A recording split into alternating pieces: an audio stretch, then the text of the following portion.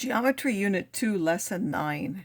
So in this lesson, we want to look at the side criteria for congruence, and we want to prove it in terms of rigid motion and then use it to prove or show that different triangles are congruent. So if we pick any three side lengths for a triangle, and not all of them actually work, but if they actually do make a triangle, then there's only one triangle that has those three side lengths. By that I mean you can't make it look different.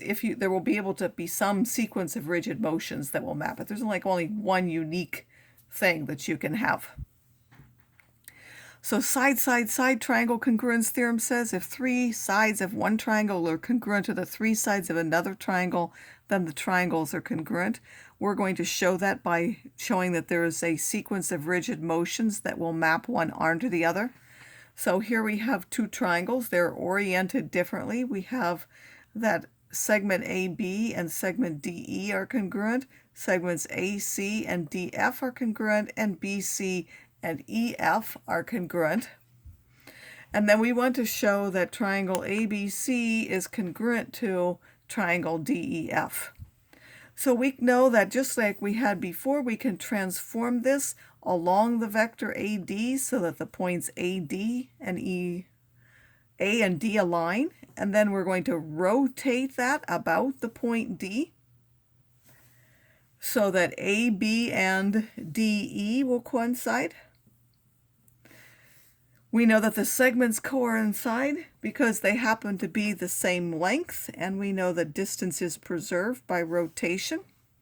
And then we're going to reflect across the line DE just as we did before, only now we have to show that C is mapped onto F. So before we had that the angles here were the same, and we also knew those lengths were the same, and that's why we knew. Now we don't have that. We have to use a different technique to show that C is actually mapped onto F.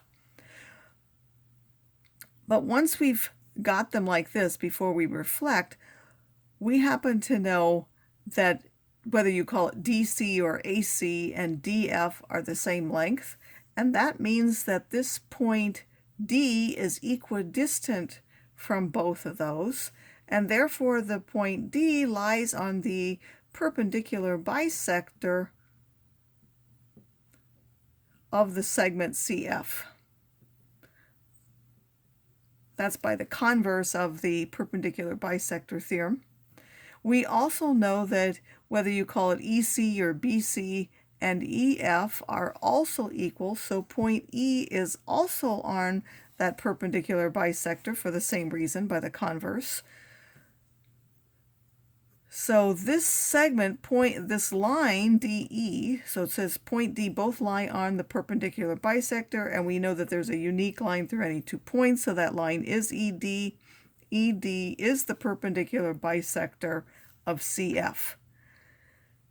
And then we know that by the definition of reflection, for which the distance on one side is the same on the other, that this image of C must be the point FY. So after we've drawn that this is the perpendicular, we now know that this cuts this in half, so we know that this part and this half are now the same length, so we could have marked that, and therefore this will now be mapped onto that because length is preserved, and therefore C will have to fall onto F.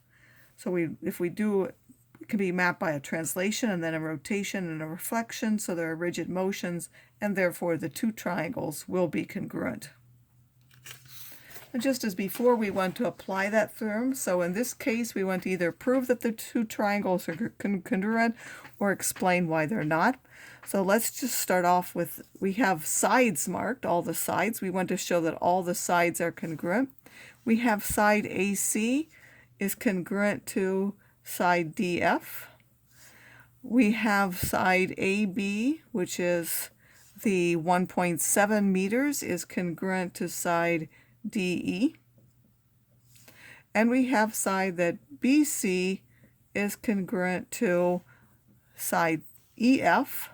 So we have all three sides are paired up, and therefore triangle ABC is going to be congruent to, well, A is the one, this is where the 1.7 and the 2.3 come together, and that's D, so this will now be triangle D. B is the one where the 1.7 and the 2.4 come together, so that will be E, and then this one, much math, the F.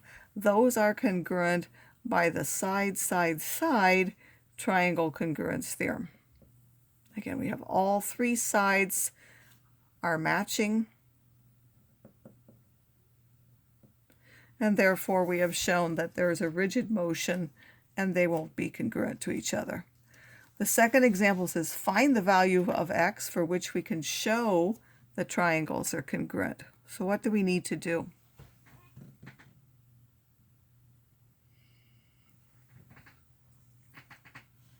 So we have these two 3 centimeter sides matching. We'd have to rotate that around or flip it in some way. But in order to show that they're congruent, we would need that this third side matches this third side. So we would need that 4x minus 6 has to be the same as 3x minus 4. If we subtract the 3x and we add the 6, we would get that x is equal to 2.